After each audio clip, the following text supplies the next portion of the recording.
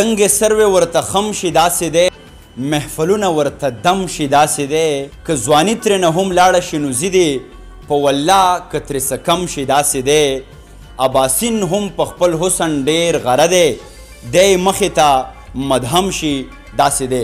قدرمنو زمونږ د پښتون وطن یو ډېر پیژندلی نوم ډاکټر اباسین یوسفزی صاحب چې په دغه وروستیو کې د هغو نوم د پراید آف پرفارمنس دپاره نامینیټ شو. څومره چې پښتون وطن پښتون اولس زما دغه غږ اوري دا زمونږ د ټولو ویاړ دی دا زمونږ د ټولو مبارکي ده.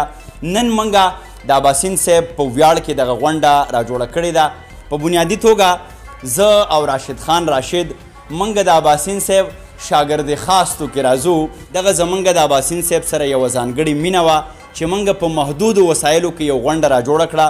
د ډاکټر قدیر صاحب ډېره زیاته مننه کوو او د فاروق شاه صاحب د هغو زیار هم په دې کې شریک دی. مونږ کوشش کړی دی چې په دې کې بېلابېل توکي وساتو. اول به د اباسین صاحب کلام د رباب په سرونو کې د راشد خان په غږ کې اورو، بیا به د اباسین صاحب په اړه باندې د هغو چې کوم نږدې خلک وي د هغو خبرې اترې به تر تاسو در رسو او دغسې همدغه غونډه به بیا د اباسین صاحب په وینا باندې پای ته رسو. هغو به زمونږ آخري ویناوال وي. د نننۍ غونډې صدارت هم ډېر محترم ډاکټر اباسین یوسفزی صاحب به کوي. بغیر څه د ځنډ نه زو د موسیقۍ په لور باندې یوازینی رباب او د راشد خان راشد ښایسته زمزمه.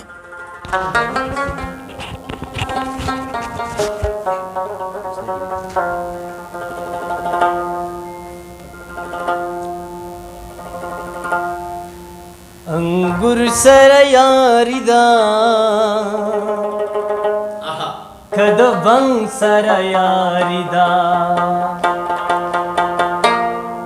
انګور سره یاري ده که د بنګ سره یاري ده انګور سره یاري ده که د بنګ سره یاري ده د مستو خو د ژوند د هر یو رنګ سره یاري ده د مستو خو د ژوند د هر یو رنګ سره یاري ده انګور سره یاري ده که د بنګ سره یاري ده انګور سره یاري ده که د بنګ سره یاري ده.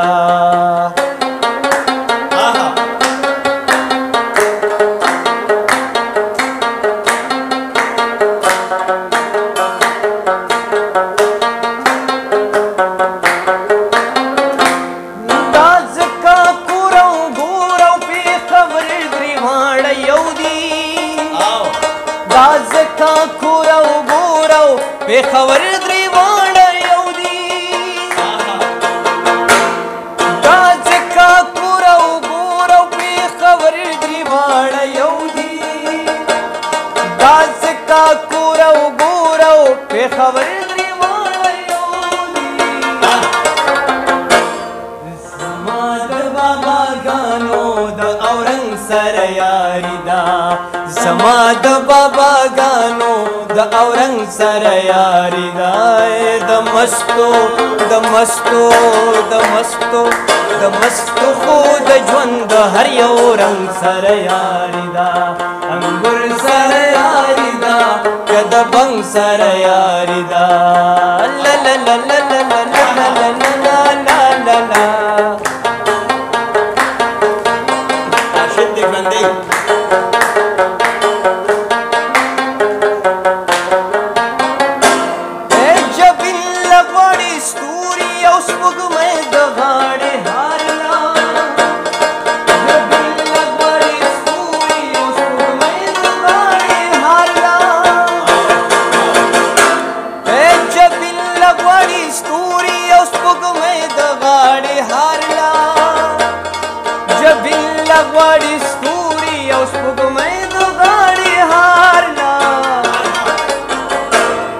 زما خود یو داسې شوخ و شنګ سره یاري ده زما خود یو داسې شوخ و شنګ سره یاري ده د مستو د مستو د مستو د مستو خو د ژوند د هر یو رنګ سره یاري ده انګور سره یاري ده که د بنګ سره یاري ده.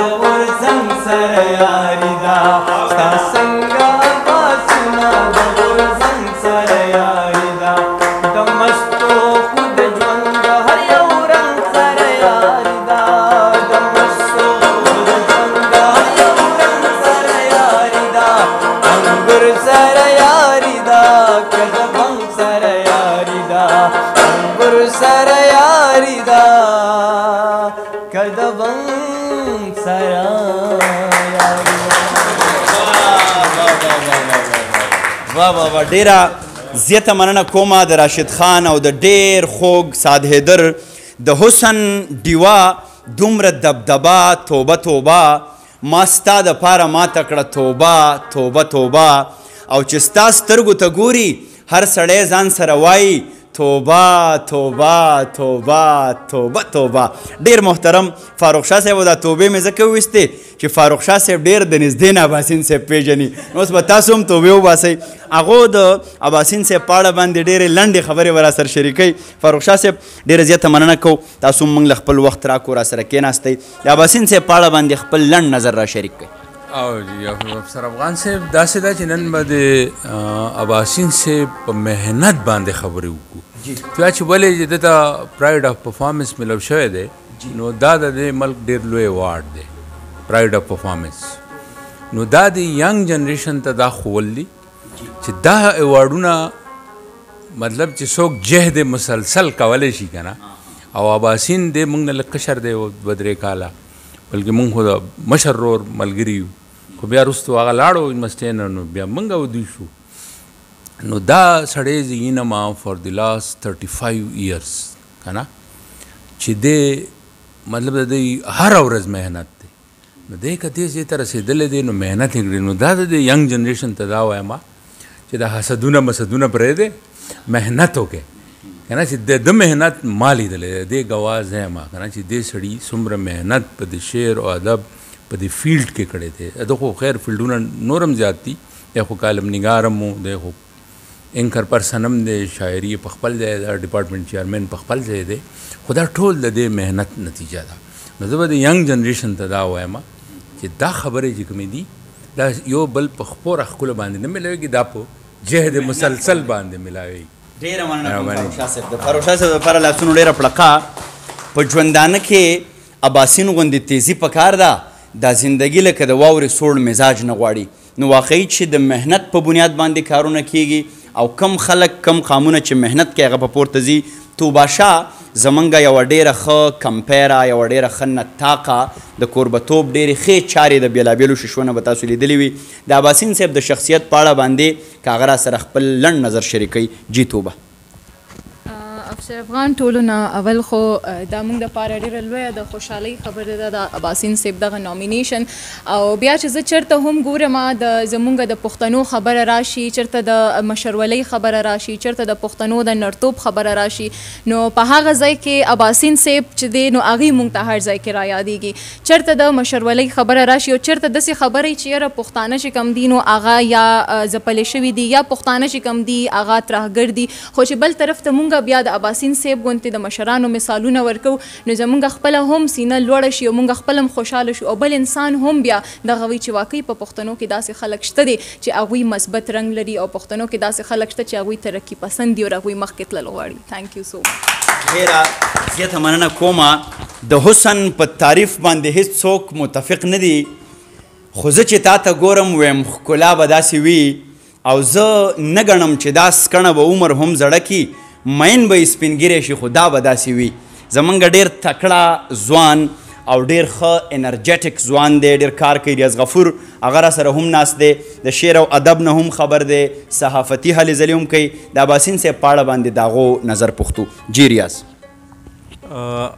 زه خو اول اباسین صاحب تاسو ته مبارکي وایم په فیسبوک او د ټویټر د لارې مې تاسو ته مبارکۍ هم ویلې وې او ډېر زیات خوشحاله وم او اباسین صاحب زه د هغه وخت نه پېژنم کله چې ای خدای عقل را ای خدای پوهه را او دا ما خپل استادانو ته ویلي مو چېرې مونږ د جمعې په ورځ که کېږي نو چې دا مونږ په دې سکول کې وایو هغې دعا په ما باندې دومره اثر کړی و چې بیا اباسین یوسفزۍ ما رو رو رو رو د هغې هغه چې کوم کلامونه و هغه ما کتل بیا الوت ما ځان له واغستو چې زه کله لومبی رالم پېښور پوهنتون ته او زه به دا ووایم زما خیر دومره هغه جوور فکر نه دی خو زه وایم چې په راروان وخت کې که د اباسین یوسفزۍ خبره راځي نو دا به د یو دور او د زمانې خبره راځي.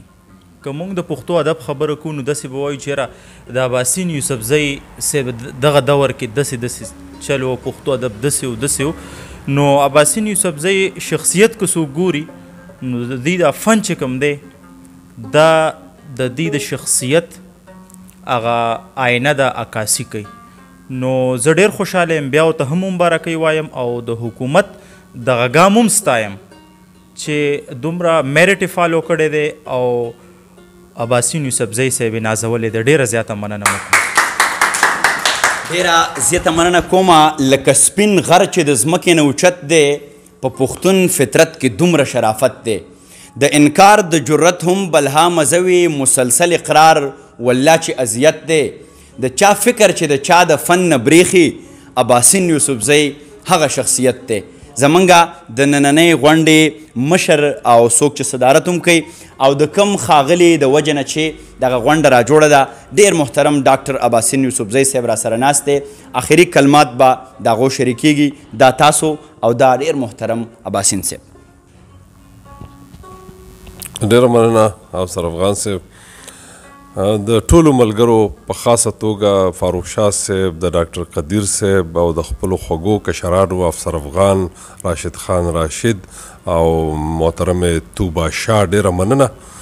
د ټولو راغلو ملګرو ډېره مننه چې هغوی راغله او بینه وکړه. خو دا زما دپاره بلکل سرپرایز و، زه خو اړو خبر نه وم.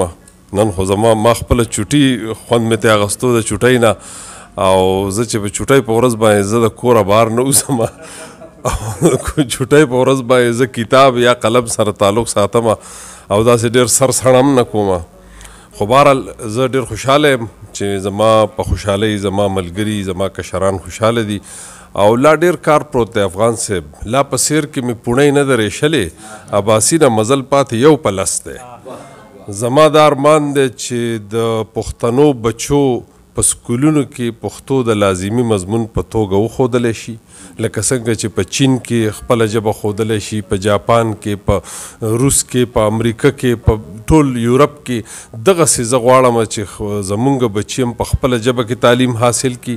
زما دا ارمان دی چې زه په پښتو کې کارټون وینم. زمونږ یو کشر زما د NCA د ورځو شاګرد عبدالرحمن آرټسټ چې دی، هغه په وړمبي ځل باندې جلات محبوبه کارټونایز کړې ده. نو زما دا خواهش دی چې په پښتو کې مونږ 100-200 کارټونونه جوړ کړو چې د بچو ته د خپل کلچر په کارټون کې وښیو. زما دا ارمان دی چې مونږ د دفترونو او د کالجونو او د یونیورسټو او د بازارونو په ساین بورډونو باندې پښتو وینو. دغه زما ارمان دی چې په بازار کې هم پښتو وي، زمونږ د پښتو خپله میډیا وي، زمونږ د پښتو خپل کریکولم وي. نو هله به مونږ بیا په ښکاره په جار ویلی شو چې یاره زمونږ ژبه د دنیا د ژبو سیاله ده. بله دا ده چې زمونږ په ژبه کې دا توان موجود دی چې په هغې کې هر رنګه تعلیم، ټیکنیکل، ووکیشنل، پروفیشنل، هر قسمه تعلیم په پښتو ژبه کې باقاعده ورکولی شي. په افغانستان کې هم شوی دی، دلته پې هم کار شوی دی. نو په ژبه کې څه کمی نشته، کمی دی په مونږ کې دی. او الله دې وکړي زه خو په دې شعرونو به خپله خبره راټوله کړم چې په ژوند کې هغه وخت د کار شي سړی، په ژوند کې هغه وخت د کار شي سړی، د بني آدمو چې په کار شي سړی، د خولې خبرې وي د خولې خبرې سړی، هغه چې په کردار شي سړی. او خوبي یې څه ده چې میوه نه لري، خوبي یې څه ده چې میوه نه لري، څه که په قد باندې چینار شي سړی، او چې د وطن په نامه سر نه شیندي، چې د وطن په نامه سر نه شیندي، د دې نه ښه ده چې مردار شي سړی. ډېره مننه، ډېره مننه. ډېره زیاته مننه کومه. زما ملګري دی پښتو وایي، پښتون دی مني، خیر دی که ماته نوموړی ادیب نه وایي څوک. ډېر محترم ډاکټر اباسین یوسفزۍ صاحب، رښتیا خبره خدا ده چې مهذب قامونه، ډیسنټ او سیولایزډ قامونه خپل هیروز، خپل اتلان، خپل مشران درنوي. هغو له د هغو لفظونو له، د هغو سوچ له، د هغو فکر له یو نوی رنګ ورکوي. باید چې پښتون قام اوس د پرمختګ په دغه لار باندې روان شي او موږ خپل اتلان، خپل پوهان ونازو. هسې نه چې په هغه فکر باندې لاړ شو چې دا چې ژوندی و نو ډېر نه سړی و، خدای دې وبخي ډېر ښه سړی و. نو همیشه د بخانې خلک بیا موږ ښه خلک کړي دي. راځئ چې دغه ژمنه وکړو چې په ژوندونې باندې خپل مشران، خپل اتلان، هغو ته هم هغه ځای ورکړو د کوم چې هغو مستحق دي. د نن دغه بانډار په دې ځای باندې پای ته رسي. اباسین صاحب خبره وکړه چې لا مې په سیر کې پوڼۍ نه درویشلې. اباسین صاحب دا هم وایي چې نن را باندې بوی د پسرلي راځي، څوک دي چې خیالونو کې مې زی راځي، او دا چې په ویښتو کې زما سپین لګي، دا مې په پښتو باندې ځواني راځي.